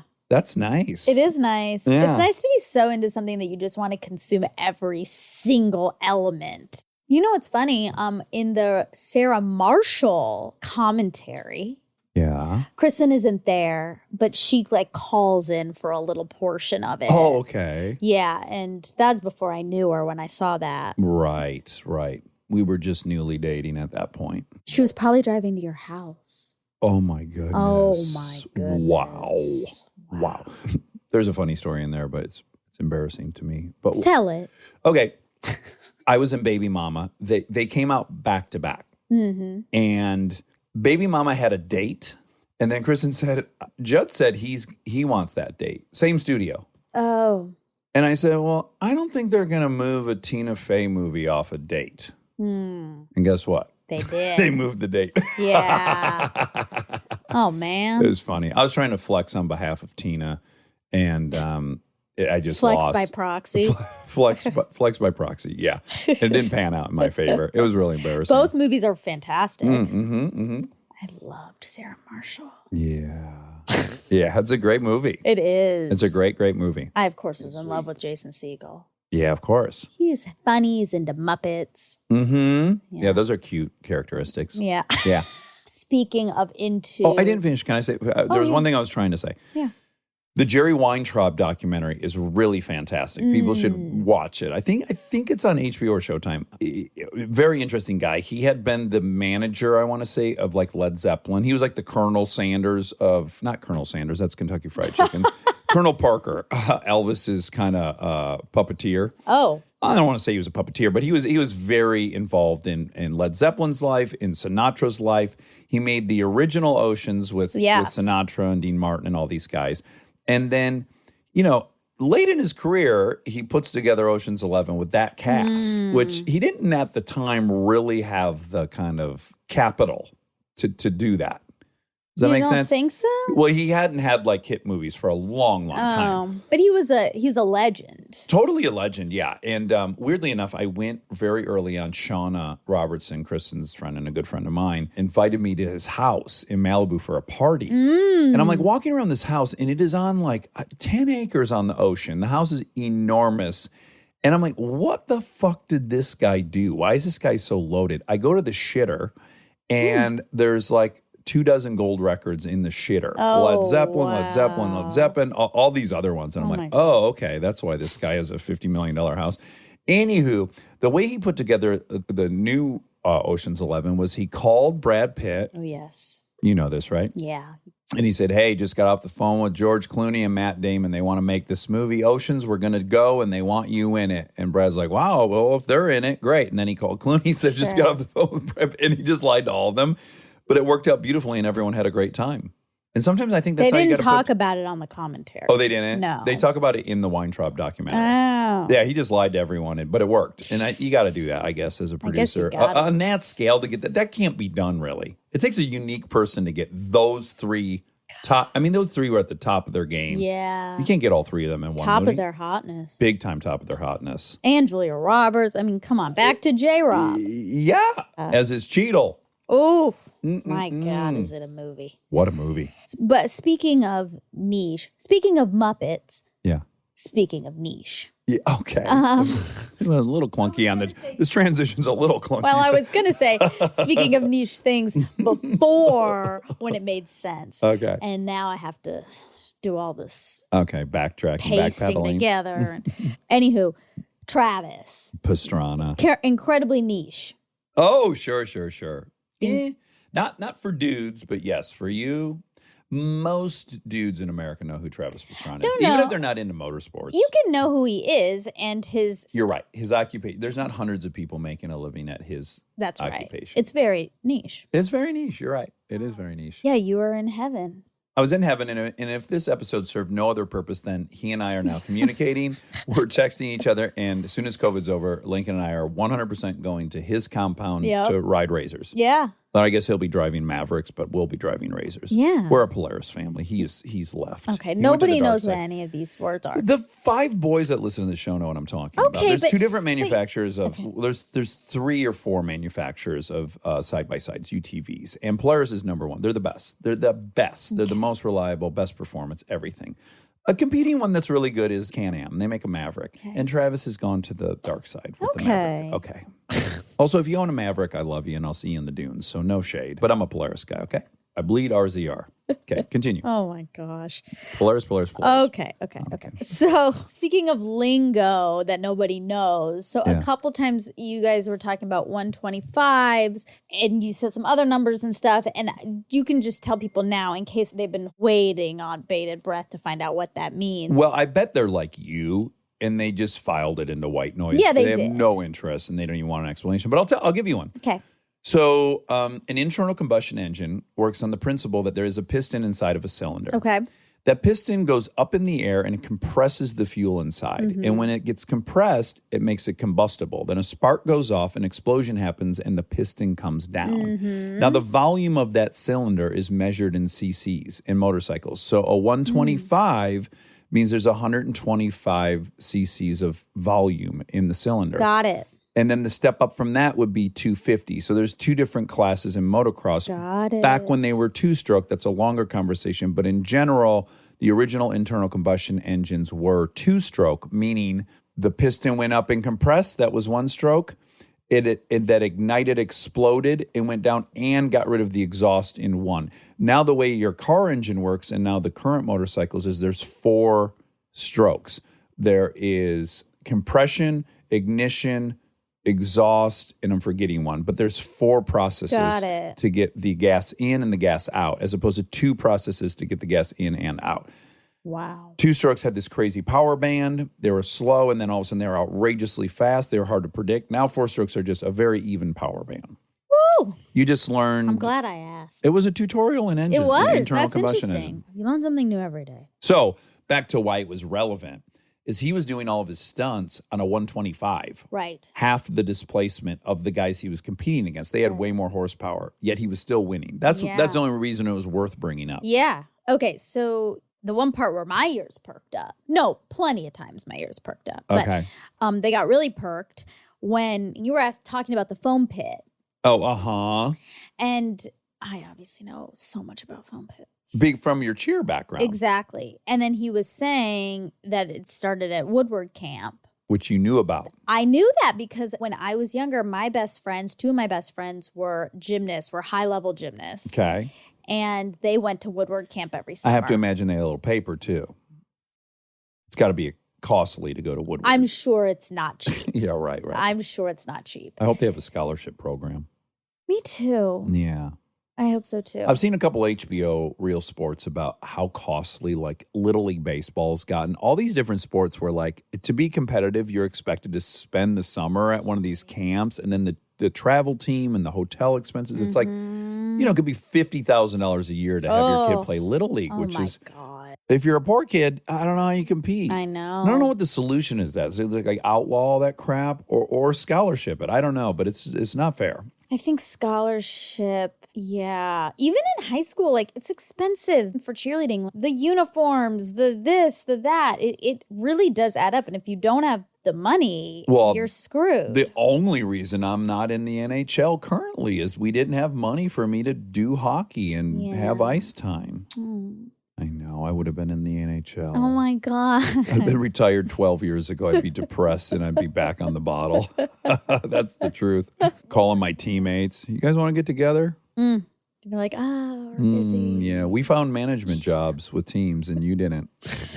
Okay, so you said that risk takers don't have as much MAO in their brain. MAO are a family of enzymes that catalyze the oxidation of monoamines. Monoamines, employing oxygen to clip off their amine group. MAO-A is a logical enzyme to investigate in depression because it regulates levels of all three major monoamines: serotonin, norepinephrine, and dopamine in the brain.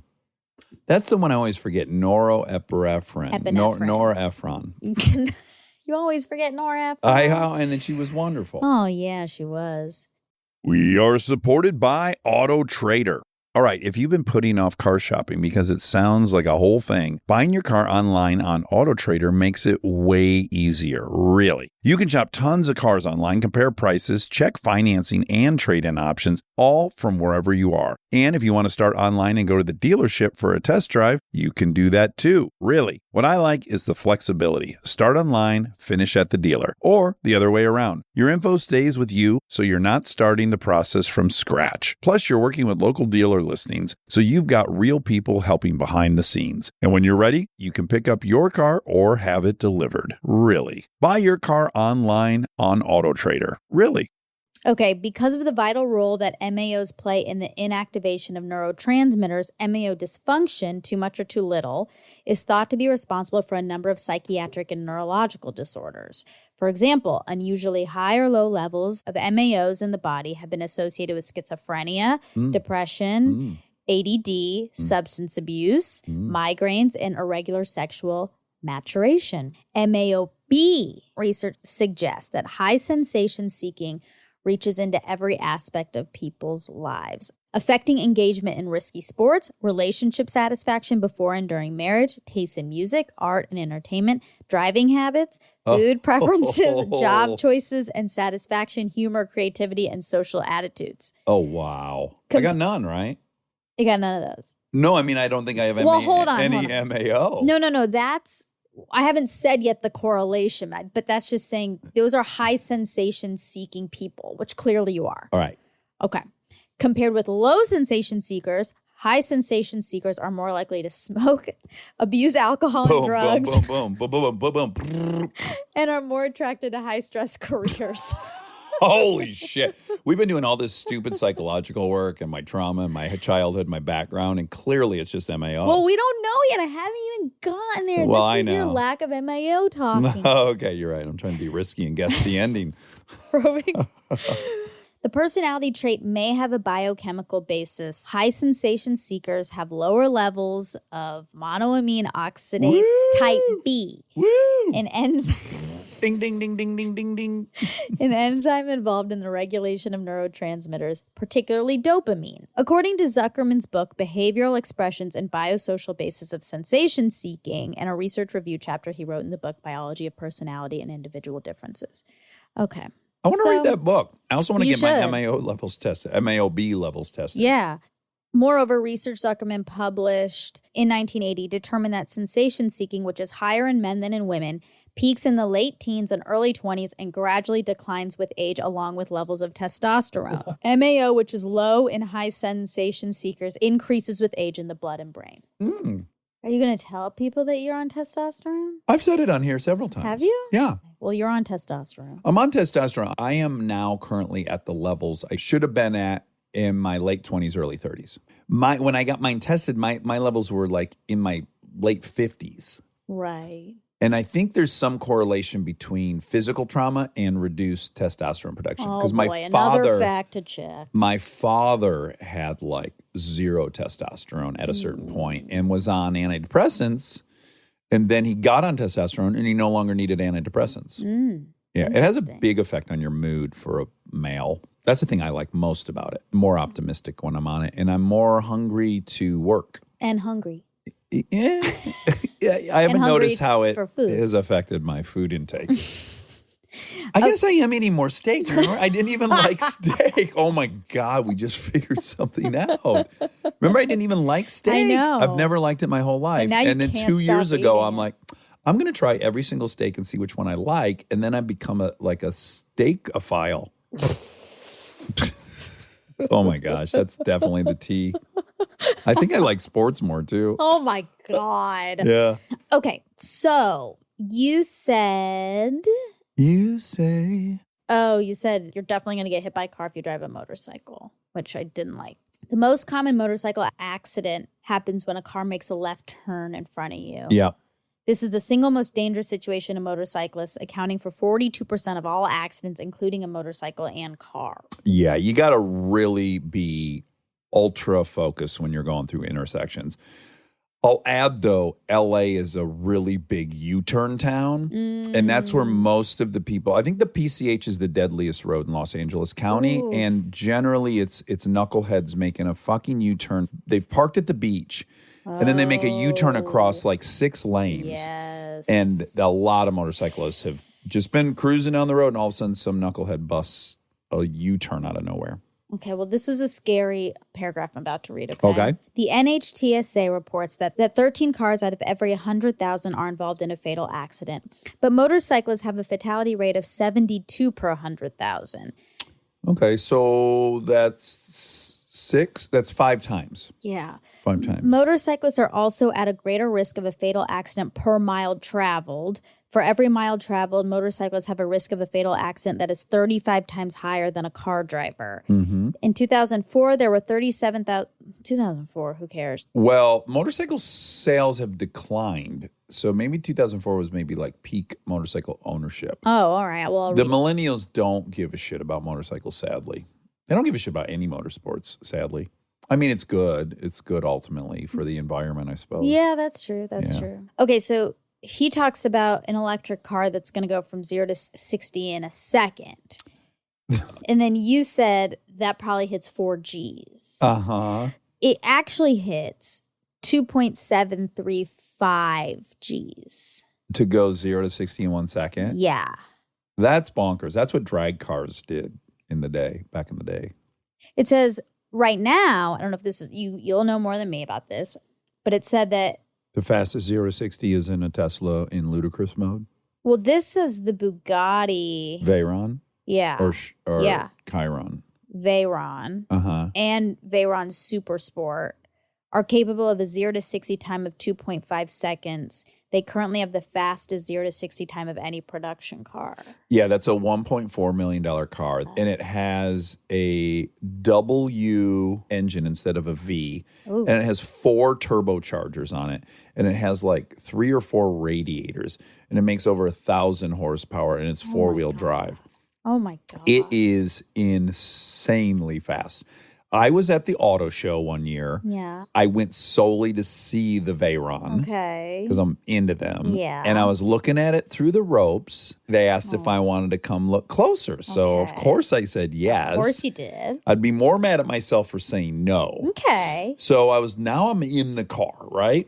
And then a guy leans down and he works for Bugatti and he says, "You want to drive this thing?" And I said, "Absolutely." And he said, "Okay, meet me at this Beverly Hills dealership in a couple days." Oh, I think at the time there was only 4 in the country. wow. And we went out on Burton Way and I just did hole shots from light to light. And that thing would go, I could get up to like 125 between lights Were there on other Burton cars Way. on the road? Very minimal. It was very safe. Closed course. Okay. Closed course.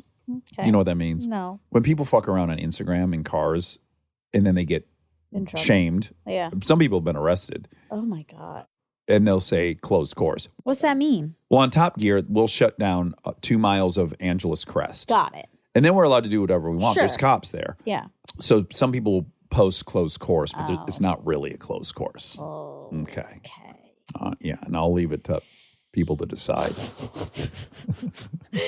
All right. Well, that's it for Travis. It is? Yeah.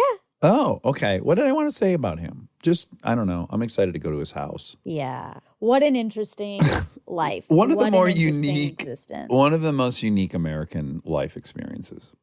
Yeah. And I truly have no judgment, negative judgment, because I think it's amazing. I like that philosophy of what's the point of living if you're not living. The life you want to live. Mm-hmm. And I also think, oh my God, could I ever get close to a person like that? Yeah, you said it was a pretty selfish lifestyle afterwards, Yeah. and we had a mini debate about that. Yeah. And And again, that's fine if that's your choice. But Oof. I do think, though, it's a little misleading because, like, yes, I get your point that it's selfish because there's a threat of death, right? Mhm. But more often, a huge percentage of America, the person's dedicated their life to their career, Mhm. whether it's a lawyer or a CEO or all these different occupations that are like 70 to 80 hour a week occupations. Yeah. And so you've lost that person to that career. In general, you're going to see them on the weekends, but they're stressed. And Travis, yes, has the threat of death looming, but his time is less. And he's at home with his family doing this thing.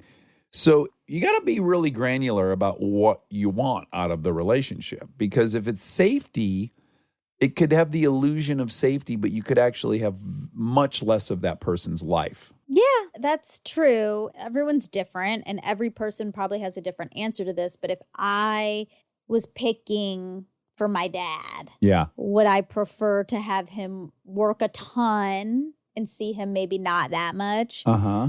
but feel pretty confident that he's not risking his life every day? Yeah. I would pick that. But you know, it's funny because this is kind of your parents. What do you mean? Like this is kind of the lens that your parents look at life through, Oh, which is just like 100%. safety. But there's so many elements to safety. Like, is safety emotional safety? Is safety Totally. connection and Yeah. intertwined lives? And Yeah, is it physical safety? now I can tell you one thing I'm judgmental of in the way that you are, that I Well, not judgmental. I'm not judgmental. I really am not. I think whatever works for him works for him and his family. And I think that's lovely. Yes, and I don't think you're making a character assessment of him when I say judgmental. I'll say I'm judgmental of something I've noticed recently. Occasionally when I'm traveling, because I would never watch it in the home. My wife wouldn't allow it, and I wouldn't want my kids to necessarily see it, but I'll watch like 3 hours of UFC when I'm at a hotel. And I've noticed the last couple times I watch it that the fighters bring their kids, and I don't like that. I don't think a 6-year-old should be watching their parent get bloodied to all hell and the fight having to be stopped. And Yeah, I mean, think that's I pretty just traumatic. Yeah, I can't see how that's not traumatic. Now, I imagine the fighter is so confident about the contest that they're going to win in their mind. They're going to be dominant, and their child's going to be proud of them. That has to be what they tell themselves. And 50% of the people in the ring are going to lose, Yeah. no matter how confident they are. That's Yeah. just going to happen. And so half of the kids that go are going to watch their parent get obliterated, and it's got to be very scary Yeah. and not fun to watch. So I don't But this love is that too. Yeah, I wonder if they have a rule that like the family doesn't watch him do those stunts unless they know they worked out and then they can see him after the fact, but maybe not on the day watching the big stunt. Maybe, yes. And I think seeing it has an added level of trauma, but there's a innate sense of insecurity you grow accustomed to if your parent is putting their life on the line every day. That goes for military families too. It's the same situation where it's like you go to bed at night and you're just not sure. Yes, but I don't think any Navy SEAL would want their child to be watching the raid of Osama bin Laden's compound live. Right. No, that's what I'm saying. I'm saying regardless of whether you see it or not, you are then forced, and you're forced as a child. You don't get to make this decision. You're right. That you are now living in a state of some insecurity about the people you care about the most in the world. Yeah. And I think that probably has an effect, whether they even realize it They or not. probably think their parents are superheroes in some way. Like they probably believe even more than the parent that they can do anything. Like that dad's a superhero. Yeah. Well, which is, well, yes. So it might not be full of anxiety. It might be full of like, oh, he's going to do it again. He can do it. They might not be nervous at all watching it. But what I'm saying is I wouldn't want them to see when it goes bad. Right. But he also, like, he has a lot of people in his life who've died. Uh-huh. And that, I didn't grow up with my parents having a bunch of people Half who the died. engineers at your dad's job didn't die. Exactly. That's such a different internal programming of like, this guy that came over 2 weeks ago is dead now. But you know what? I guess, now that I'm thinking about it, I guess one of the elements that I think appeals to me about it is my endless desire for control. And in some way, me getting killed by cancer pisses me off. Me getting killed by something I hate, didn't want, didn't sign up for, versus me dying doing something that I chose to do that I love. There's something about that to me that feels better. Mm-hmm. I respect that. And to me, that's a selfish thing to say. Right. Sure. Because I would prefer you die of cancer. Well, not next year. No, not next year. But if I died at 40 of cancer, as people do, Yeah. and then I hadn't done anything I loved because I was afraid of dying, and then this fucking stupid thing got me Yeah. when I of could have course. been doing everything I loved. Well, it's a balance, right? Yeah. It's a balance. I'm I not think saying I'm- I don't do think I'm- anything Yeah. you love. I but think I'm in the safe side of all these things. Yeah, me too. Yeah, I'm not trying to set any world records or. Okay, you just knocked down a wood desk I built. Yeah, I do. All right. I love you. I love you.